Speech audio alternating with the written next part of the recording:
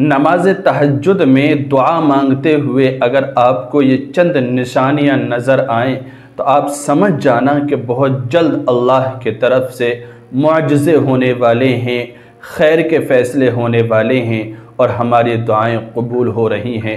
तहज्जुद की दुआएं कबूल होने में अगर देर होती है तो आप बिल्कुल मायूस ना हों।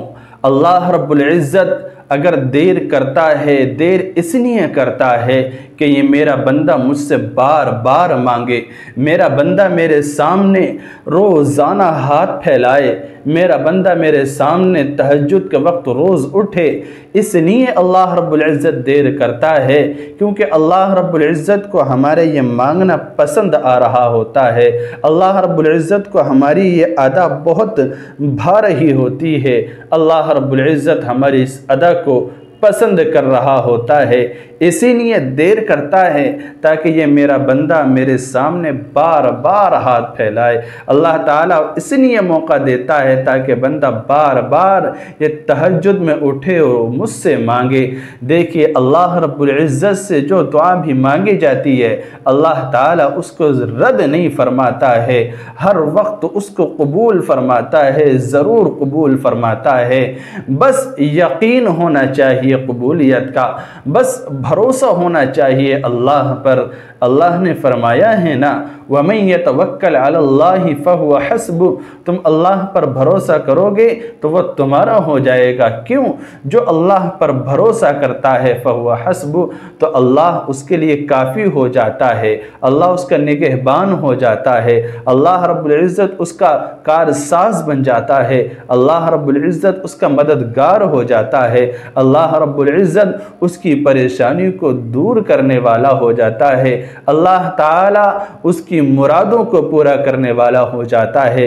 तहज्जुद में आप दुआ मांग रहे हैं और दुआ मांगते मांगते मांगते मांगते अल्लाह रब्बुल इज़्ज़त से बार बार मायूस होकर, थक हार कर जब कहते हो कि अल्लाह एक तू ही है जो मेरी बिगड़ी बना सकता है, एक तू ही है जो मुसीबत को टाल सकता है, ए अल्लाह एक तू ही है जो मेरी आजमाइशों को ख़त्म कर सकता है और मेरी मन चाहे फैसले कर सकता है, एक तू ही है।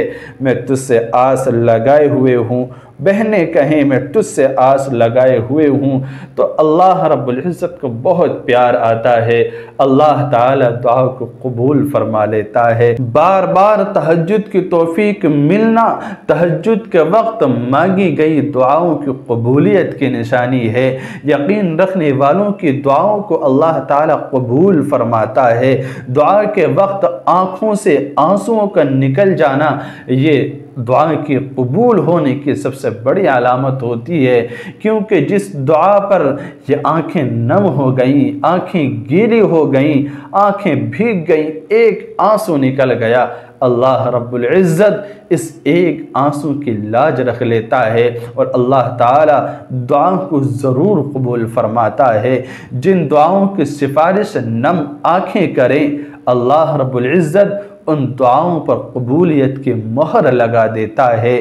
थक हार कर जब अल्लाह रब्बुल इज़्ज़त से कहते हुए अल्लाह एक तू ही है, तेरा ही आसरा है, मुझे बचा ले, अल्लाह रब्बुल इज़्ज़त सुनता है, बेड़ा पार लगा देता है, अल्लाह रब्बुल इज़्ज़त मग़फ़िरत फरमा देता है, अल्लाह रब्बुल इज़्ज़त बिगड़ी बना देता है।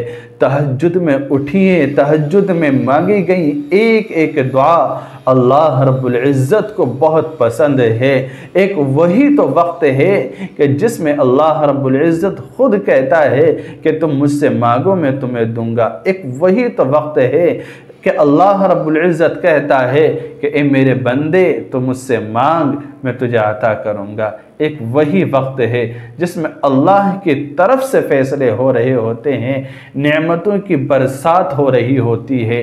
ख़ास वक्त होता है और ख़ास मौके पर, ख़ास वक्त पर कुछ ख़ास चीज़ें ही मिला करती हैं, कुछ ख़ास नेमतें ही मिला करती हैं और कुछ ख़ास दुआएं ही कबूल हुआ करती हैं। ख़ास वक्त में अगर इबादत की तौफीक मिल जाए तो ये इबादत की तौफीक मिलना ही दुआ की कबूलियत की अलामत होती है। दुआ के कबूल होने का इशारा होता है। अल्लाह रब्बुल इज़्ज़त से मायूस ना हो, ला तक़नतु मिन रहमतिल्लाह, अल्लाह मोहब्बत फरमाता है, अल्लाह रब्बुल इज़्ज़त आज़माता है। अल्लाह ताला ये देखता है कि जिस तरह इस बंदे ने आज मुझसे दुआ की है, क्या अगर मैं इसे ना दूं तो कल भी मुझसे इसी तरह करेगा, कल भी मुझसे इसी तरह मांगेगा, कल भी मुझसे इसी तरह से गिड़गिड़ा कर गुजारिश करेगा। अल्लाह ताला देखना चाहता है।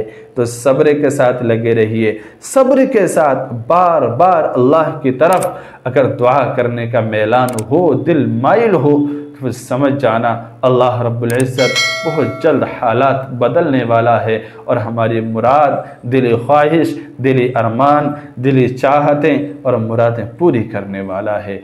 अस्सलामु अलैकुम व रहमतुल्लाह।